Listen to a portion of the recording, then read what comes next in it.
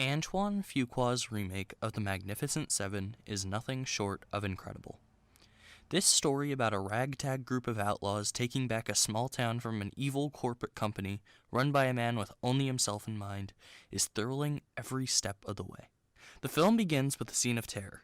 The small town of Rose Creek is being devastated by an onslaught of industrialist men.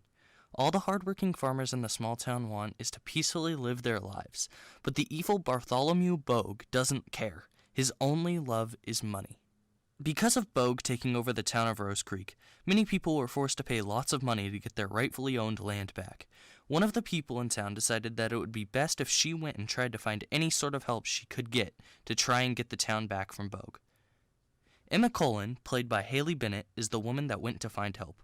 Her plea for help was answered by Dan Chisholm, played by Denzel Washington, an outlaw and Indian peace advocate. He knew that trying to fight off Bogue's forces alone was impossible, so he did his best to find some other outlaws who knew their way around a revolver.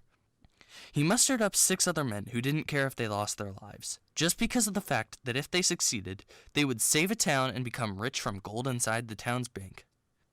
These men were Joshua Faraday, a trickster and fellow outlaw; Jack Horn, a mentally challenged hunter who liked to butcher his enemies; Goodnight, a precise rifleman and good friend of Chisholm; Billy Rocks, a former slave and business partner to Goodnight; Vasquez, a Mexican outlaw and criminal; and finally, Red Harvest, an Indian who had good communications with Dan Chisholm.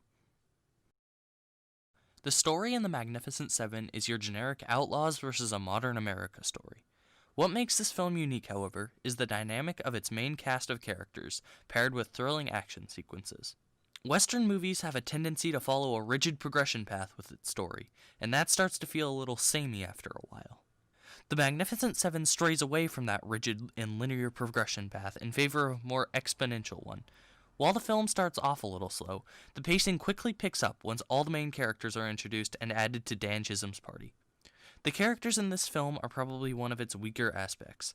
Some characters feel like they don't have any development, while others feel like they were fleshed out a lot more. Really, this movie's 7 main characters can really be placed as 4 main characters, with the last 3 being supporting characters. The Magnificent Seven is a Western film that tries to be different, and succeeds in many ways. This movie is a step in the right direction for more modern Westerns to look to for guidance. The Magnificent Seven is truly a magnificent movie and thrilling viewing experience.